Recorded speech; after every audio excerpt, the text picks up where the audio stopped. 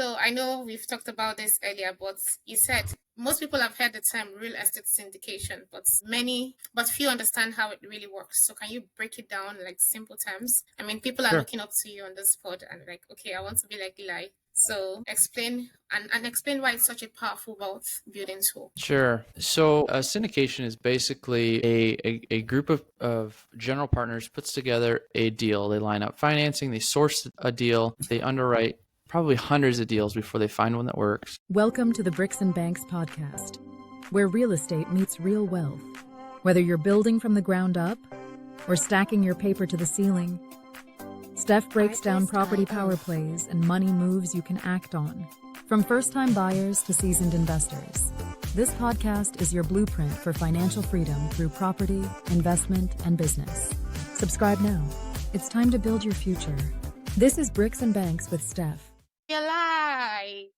Hello, everyone. Welcome to another amazing episode of Breaks and Bank with Steph. I'm your host, Stephanie Onwuemenyi. And on this episode, like as always, we've brought an amazing guest to you that's going to share valuable insights and help us turn our knowledge into bricks and bricks into bank.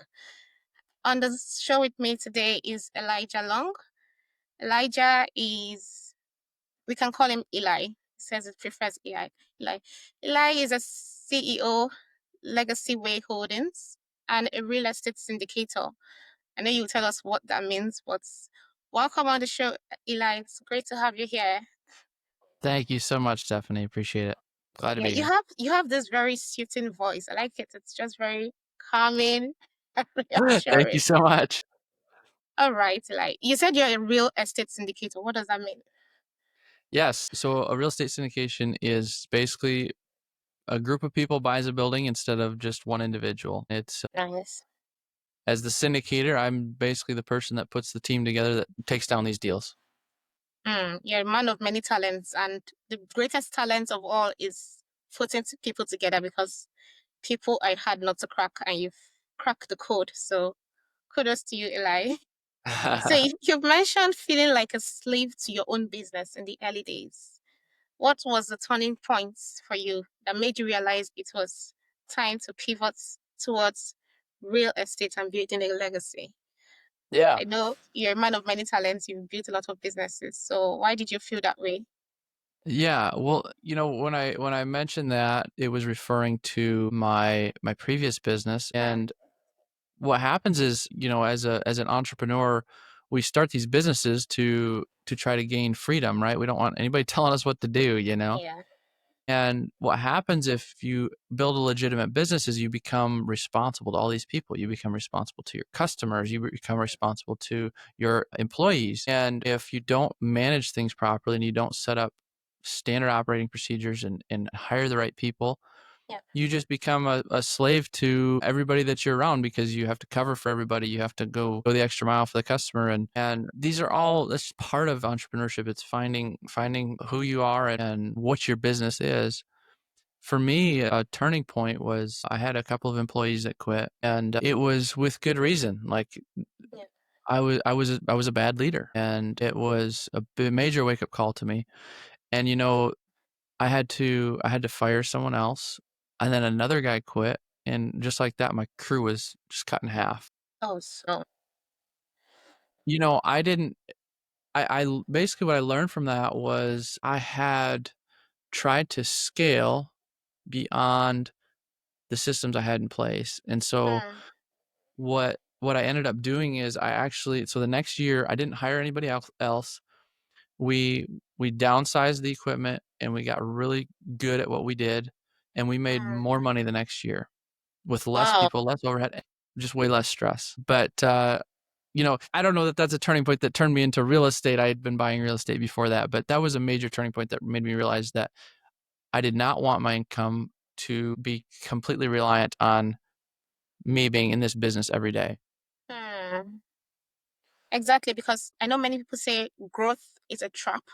Because I mean, it's good that you're growing, but it also exposes inefficiencies in systems, especially when you've not tightened the bolts and the nuts. So when that is exposed, everyone needs to go back to the drawing board. And you've handled it like a champ. like I said, you're a people person. You've been able to surmount and pass through insurmountable challenges. So Thank you. So I know we've talked about this earlier, but you said most people have heard the term real estate syndication, but few understand how it really works. So can you break it down like simple terms? I mean, people are Sure. looking up to you on this pod and like, okay, I want to be like Eli. So explain and explain why it's such a powerful wealth building tool. Sure.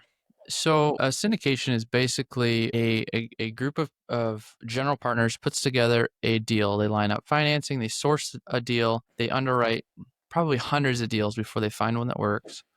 Then they, say it's 3 or 4 people, they blast it out through an email to their investor base, and they present it as an opportunity for their investors to buy shares in.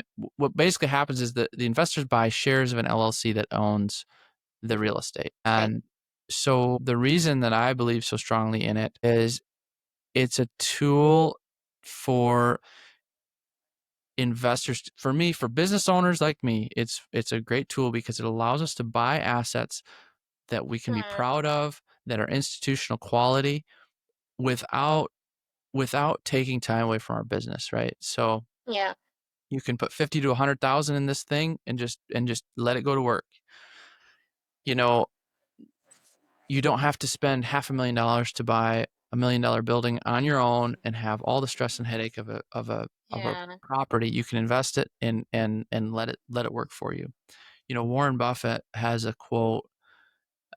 He says, "If you don't find a way to make your money work for you, you'll work until you die." Yes. Sure. And so that's why I believe in things like this. Amazing. So what would you say are like your main investment vehicles in your portfolios? What are like the top 3 for you? The top 3 investment vehicles in my portfolio. Yeah. I own some farmland. I own some multifamily. I'm a GP on a large multifamily deal. I own a gas station. I've had some experience across a wide variety of real estate assets. Yeah. Multifamily is very good cash flow generally, and Okay. it's very good equity appreciation. So farmland is more stable, but there's not much cash flow. So it's really an equity or That's a seasonal. savings play. Yeah. Yeah. Okay. Okay. What about the gas station one? Yeah, the gas station's always a partner of mine that brought that to me, and we each had kind of the same problem. We had a tax problem. And what this allowed us to do was take some accelerated depreciation up front. Yeah. And so we were actually able to write off, because we accelerated that depreciation to the front end of the purchase. We were able to write off actually more than the investment that we put in. So some of that, because of that, some of it ends up carrying to the next year, but it's totally legal. And it's one of the most wonderful things about real estate is the tax advantages are amazing. Amazing. Yeah. So what essentially does Legacy Way Holdings do? Is that the company that runs your multi-family apartments or? Yeah, that's right. So Okay. Legacy Way Holdings is a syndication company. We put deals together and we bring investors in. And right now, Legacy Way Holdings is focused on building out a network of blue collar business founders and entrepreneurs just like me. Yeah. To help them invest in long term appreciating desirable assets that they can be proud of. That's amazing. And this is like your mainstay, and you see yourself investing in other spaces like the gas station, the farmland one. So, but many entrepreneurs, they sort of struggle with investing outside their main hustle. So how would you like encourage them or help them in a practical fashion to transition into real estate syndication like you've done? Well, I had a neighbor man Yeah.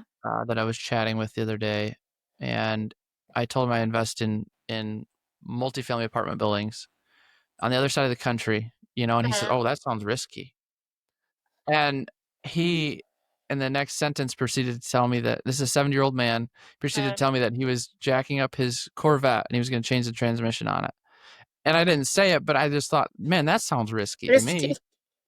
And so I think you need to invest outside of your main hustle because you don't, it may seem risky to invest outside your main hustle, but what's risky is when your entire source of income is totally dependent on you being healthy, focused, and present at your job every day. To me, that's has a risk profile too, and we often forget about that one, but it's really important. And I think, I had to decide that I didn't want that hanging over my family. And so that was what prompted me to get into real estate. But then also I have many passive investments and in some uncorrelated assets. Yeah. And yeah, to me, it's a risk play. It's mitigating risk if I can invest in different asset classes and in different syndications with different operators, right? Yeah, like the popular saying, do not put all your eggs in one basket.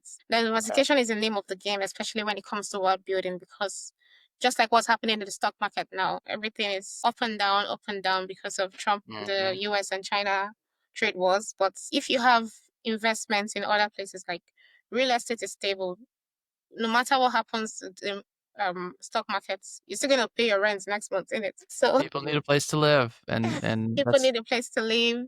People are still going to get a place to do shopping or start their businesses. So it just makes sense to sort of invest elsewhere, not just one place. Because I know a lot of people that have so much stake in the stock market are just having their hearts in their mouth right now because of the way the market is. Still. I know the market is going to come back. It's going to ride through the wave. It's just looking at it every day can cause so much palpitations. Well, yes, fine. Because even crypto is tanking. The cryptos keep jumping here and there. But once you've diversified your portfolio, you're fine. You wouldn't bother so much. Yeah, that's right. I don't want the headache of having to watch one or two investments all the time. I'd rather have it spread out. So, Yeah. Hedge my bets. I mean, that's the way I would put it is hedging, really. Yeah. So, like the name of your company, Legacy Weight Holdings, you talk about building something that outlives you. So, what does legacy mean to you, and how do you keep that vision front and center in your daily decisions? Well, I have a 4-year-old and a 2-year-old right now. Well, actually, they're 3 and 1, but they're just going to turn 4 and 2 next month. And so every time I look at them, I think about what kind of an example I'm leaving. And I don't want to leave a legacy of not working and of sitting back and making a bunch of money. I want it to be a legacy of hard work and helping people and service to others. Yeah. And that's what's really fulfilling. I think we lose sight of that sometimes. We try to get ahead in life and we try to get ahead in finance. But really what fulfills us is service to others. So that's the way I look at it. Yeah. That's very inspirational. Like, especially when you have people you're living for, it just makes a lot of sense that I want to leave this much for them. I want to leave an inheritance for them, or I don't want them to struggle as much as I did. I want them to start on a better footing than I did. So it just makes a lot of sense. Thank you for sharing that. Being such vulnerable. So how do you define financial freedom now compared to when you were in the thick of operating your service-based business, or even when working when you were at your job? What's financial freedom to you? Yeah. Well, I mean, financial freedom is just the ability to do what you want, when you want, with who you want, without having to worry about the financial side of it. Yeah. And I think for every person that's a little different, and I think it's really important to define that. One thing that I've found I talk to investors all the time, and one of the things I find is like people think that more is their goal. They think you try to get a goal out of them, and it always just kind of comes back to, well, more than where I'm at now, and that's where the trap comes in, I think. for so many people, when if you really do some soul searching, you find out what you really want. Oftentimes it's not as expensive as you think. There's a story in a book I read a while back of some high level CEO, or maybe he owned the business. I can't remember, but he wanted to retire, and a few years he was going to retire. And somebody asked him, what are you going to do when you retire? Like, what's your goal? And oh man, he's like, I have always wanted to go ride a motorcycle through Vietnam. And it's like, well, go do that. Like you have the money, go take 2 weeks off and go do that. It'd probably cost you less than you're living right now. It seems like that's the trap we get into, is that we have to get this next level. We got to hit this next thing. And it's like, that's not really, I don't know. That's where I think it becomes a trap, right? Yeah, it's just like you just need to enjoy the process, because many people are fixed with this destination mindset. Oh, when I hit my targets, I'm gonna do this. When I get this much. But what happens during the process?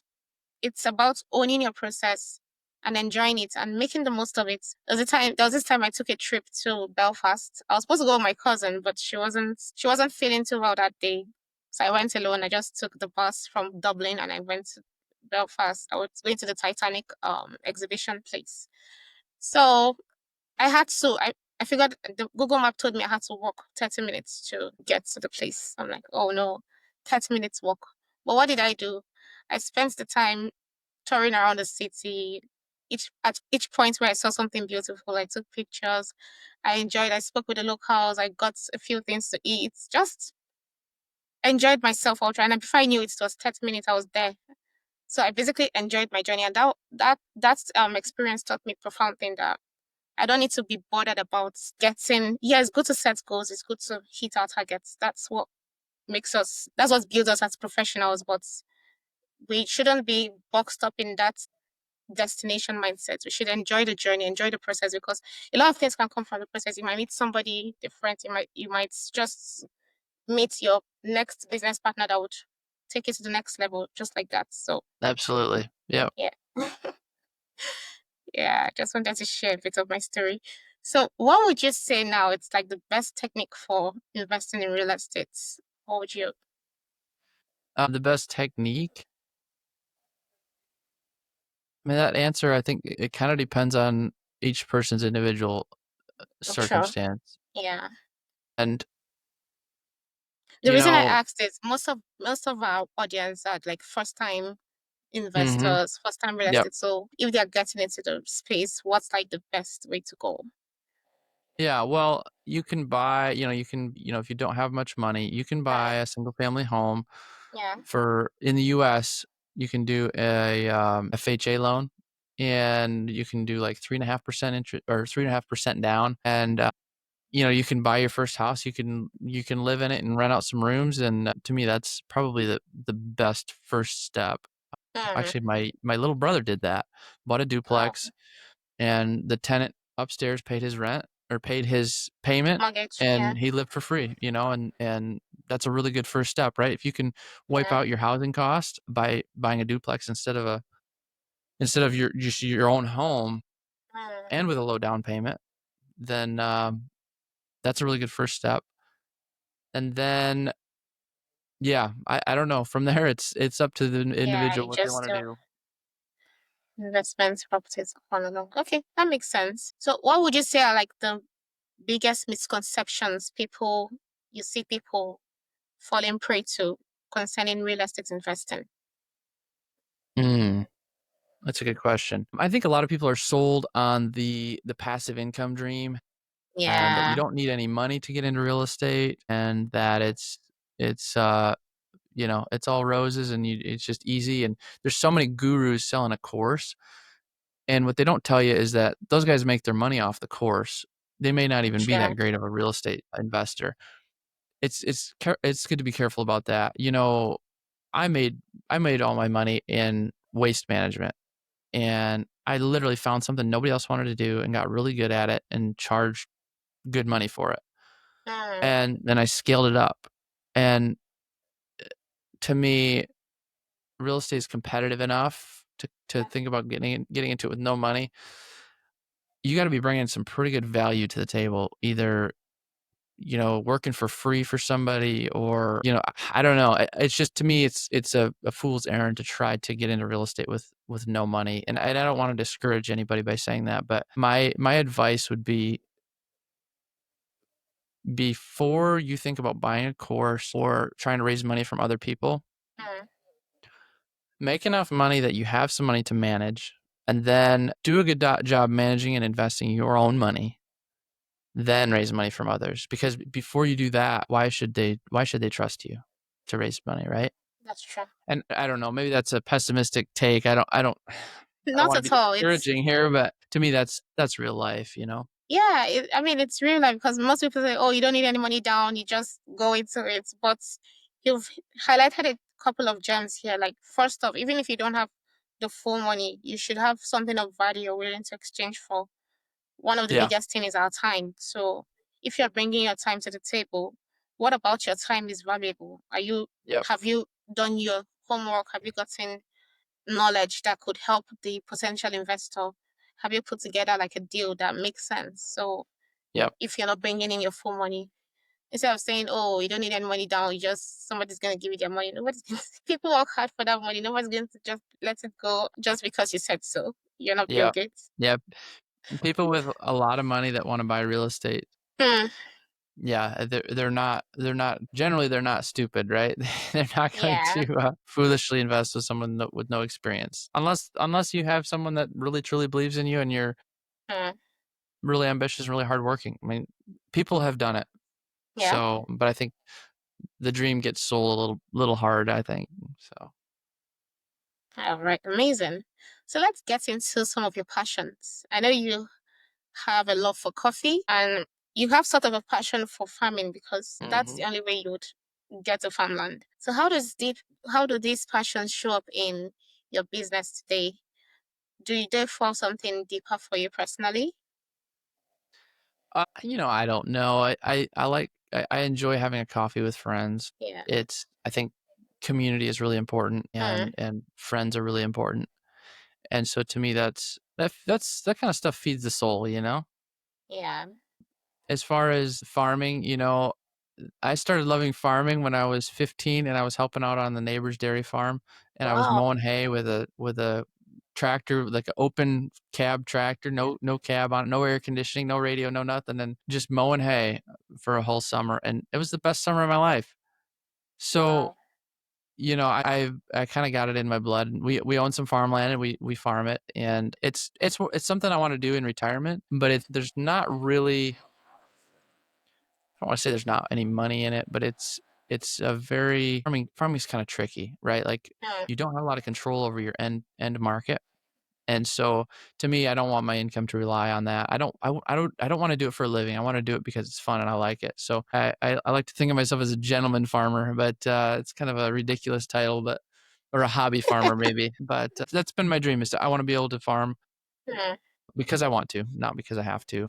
Yeah, that's a few things I'm interested and passionate about.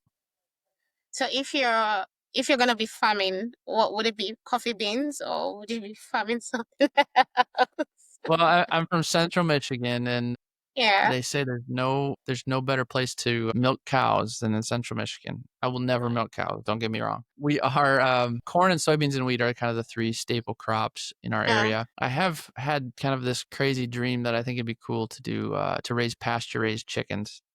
That's I nice. love That's very chicken and I profitable. love eggs, and yeah. Poultry business. It's very So, profitable.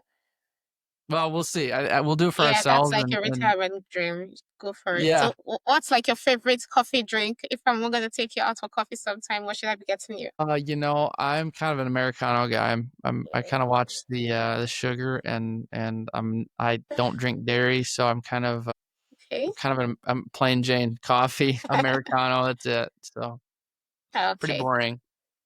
Now that's noted because personally I don't like added sugars in my coffee drinks. I like milk. I don't have any issues with milk, so I'll do heavy cream. I'll do milk. I'll do Mm-hmm. milk three ways in my coffee. But as Mm-hmm. for added sugar, nah, you wouldn't catch it. I don't even take honey. I just don't like it. It's Yeah. just unnecessary. I can use honey to cook, like my Mm-hmm. chicken and whatnot, my sauces, but I wouldn't. actually put it in my drink. We Not do. weird, right? I used to do a little bit of maple syrup every morning, and I do Yeah, enjoy that. But that's maple syrup and that's coffee, rich. it's where it's at. Yeah, I'll try that sometime. Yeah. So what's like a typical reset moment for you when you feel off track? What do you like? What habits do you go to? Your routine environment that helps bring clarity? Well, I know you shared about when a lot of your staff resigned and you had to fire some. So what? I know it was like a major reset moment for you. So what did you do to get clarity then at that point? you know, I don't know. That was quite a journey. Hmm. And I don't know. I think if your audience is entrepreneurs and small business owners, they'll understand this term. I heard this term on a podcast a while back, and it was the term entrepreneurial bipolarism. Hmm. And I just had to laugh Such because I a was just big like, word. it's such a big word, but it's so true. I mean, Hmm. the as an entrepreneur, you try and you fail at so many Yeah. different things, and you're like, what am I doing? And then you go from that to all of a sudden the sun's out and Uh, somebody said yes, and you're like, this is the best thing in the world. I'm so glad I started a business. So I've definitely had my share of those moments. moments. I Yeah. don't know if there's you know, I would say I'm very success or accomplishment oriented, and so to me, when I can hit those little goals, hit those little milestones, that's just a huge boost. I don't know if it's a reset, but sometimes it is. If you kind of are in a funk, getting a small win is a big deal. So That's amazing. So what's one big bet you're making right now, whether it's in business, investing, or life, that you think you believe would pay off in a big way 5 or 10 years from now? I know you said you're currently on a mission team and planting. I don't know if that would suffice as a big bet. I don't know either. It's been a big change. It's been a big Yeah. investment in personal development, I would say. Mm-hmm. How it's really helped me find who I am as a husband and father, as a man, and as a Christian. Like Yeah. you can't really do something like this and try to spread the gospel without not questioning, but without having some of your beliefs challenged, right? And so then it Definitely. forces you to get deeper. And Yeah. so that's I know that's probably not the question or the response you were looking for, but No, it's yeah, fine. and then I did invest quite a bit of money last year in a couple different assets that Okay. I think will pay off very nicely in 3 to 5 years. So we'll see what happens there, but I think we either win or we learn, right?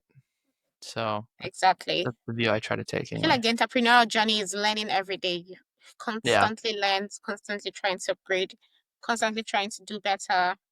Not yeah, just not just to beat competition, but to beat yourself. Like I'm constantly trying to be better than myself than who I was yesterday. So yeah, that's just the fact of life. And also when you talked about Christianity, yeah, I feel like the Christian faith is always under attack. Now we're heading into Easter. Good Friday is starting tomorrow, and a lot of people are celebrating Easter. You get to they'll be like, "Oh, why? What's there to celebrate for Easter?" But Easter is the mainstay of our faith as Christians, because if mhm, Jesus didn't resurrect, then we're just preaching false doctrine. yeah, So the thing is not just being in spaces where you argue, but knowing your Bible, knowing the word for yourself. So even if hmm such situations come, you can boldly say, "Yes, I'm a Christian, and this is what I believe, and I can factually defend it without cause." So yeah, absolutely. I love that. amazing. So if you could sit down with your younger self, what's one piece of advice you'd give him about success or fulfillment, or however, going through everything we've talked about? It depends so much on where we're at, right? But Yeah. I think probably the best advice I've ever gotten was this too shall pass. Mm, And I'm sure you've heard that analogy where it's yeah. if you're on top of the world and things are going great and you're cocky and whatever, getting full of yourself, this too shall pass. if you're in a horrible valley and we faced some death in our family and in our friend group a few years ago, and some parts of that never go away. I suppose there's some parts of that when someone dies, it leaves a hole, but there's healing. Time heals, and this too shall pass. So I think that would be, the younger Eli had to figure out a lot of stuff on his own, and some of that hardship, I wouldn't try to prevent it or tell him how to get around it. I would just try to encourage him to go through it because it's so necessary to go through some of that stuff to truly grow. Yeah. So And that's I how I like view what it. you said, because even early in January this year, I faced a turbulent situation personally. So, and I felt like, oh, the world has just ended. The world basically crashed on my head. Well, Mhm. look at me today. I'm doing what I have always wanted to do, being a podcast Mhm. host. So, like you said, this too shall pass. Would have to go through it because that's the only way we learn. And there's one thing that typically says, if a seed that's planted into the ground, if it doesn't die first, it can't grow. Mhm. So Mhm. some situations happen just to kill certain things in us that are not required for our next stage. So it's Yeah, just a process absolutely. of refinement, really, at the Yeah, end of the absolutely. day. Yeah. Amazing. So it's been a pleasure speaking so far. We want to get into the second part of this interview, which is called the Firecracker session. Drum roll. So these are just a set of firecracker questions. You don't have to think too hard about it. Just I shoot you, you shoot back at me. So first question. If tomorrow you had to start over with just $1,000, your network and your knowledge, what would you do first? I don't know. I saw that question and I was just like, oh man, I don't know. I'd start a business because that's the only thing I know how to do. But I don't Okay. know other than that. I'd find some way to get started. $1,000 is almost it's just nothing, So what But business would that be? man, I don't think I'd try to get into real estate. No, definitely not. Maybe like property management or something. Just property Mm, manage so that I would be my own boss and I could start getting into that network of people. That's the only thing I could think of. okay. All right. The second one. So what's one unpopular opinion you hold about wealth or success or entrepreneurship that's many more people need to hear? I think it would be reiterating what I said earlier that your dreams probably don't cost what you think they do. Clarity is really, really important. But I mean, that's not really that controversial. But I would say your dreams aren't as expensive as you think they are. Just get clear on them and figure out what it takes, is what I would say. Yeah. Just piggybacking on that, did you have a mentor growing up, like when you started off, or you just had to figure Oh, out I everything had on I your had a own? lot of mentors. Yeah, I had a mentor that helped me get started in my waste management business, and he passed away from COVID, actually. Sorry about But that. just I couldn't have done it without him. I mean, even after he helped me get started, he was an invaluable resource for advice and maybe some comfort when things weren't going well or whatever. So Hmm. mentors are huge. Okay. Talking about legacy and the name of your company, Legacy Way Homes. Legacy in one sentence, what do you want people to say about what you've built 100 years from now? I would say Very random. on my tombstone it can say all the success never went to his head. He was a good Yes. guy, but he It was was a good loaded, guy. No, Legacy Way Holdings lives on till this day. yeah, no, I would say I want to leave a legacy of hard work, Hmm. service to others, and love. I don't I Amazing. don't I don't want to ever sacrifice my principles and my, I don't I want to do big business because I Yeah. love the game, but I don't ever want it to I don't want it to ever make me become arrogant. Hmm. And so that's usually what I think of as hard work and love and service is kind of the legacy I want to leave. Amazing. Thank you so much, Eli, for being on the pod today. We learned a lot from you. So how can we reach you? In socials, websites? How can we get through to you? Yeah, so I'm on Facebook. I'm very active on LinkedIn, and you can go to my website, legacywayholdings.com. And if you're interested in investing, you just fill out a form and you'll be added to our free email newsletter. I'm on Facebook, and you can go to our website, legacywayholdings.com, and you can fill out a form and sign up to our free newsletter. Talk about all things multifamily, macroeconomics, what we're working on. We highlight a tool each month that is helpful for anybody in real estate, whether it be capital raisers, any other real estate investors. So lots of good stuff there. Definitely sign up for that. Thank you so much. I'll definitely put all the links in the description so viewers can just go in there and get to it. So, Eli, it's been an amazing time hosting you on the pod today. Thank you so much for your time. Thank you so much for all the value and just sharing your life with us, sharing your perspective with us. It's really amazing. I'm sure we'd like to have you on the second time as we monitor your progress because we know you're doing even bigger things. Absolutely. I loved it. Thank you so much for having me. So that's it, guys. Thank you for joining us for another episode with the Bricks and Bank podcast, where we turn knowledge into action and bricks into bank. See you on the next episode. Bye. Okay, I've stopped.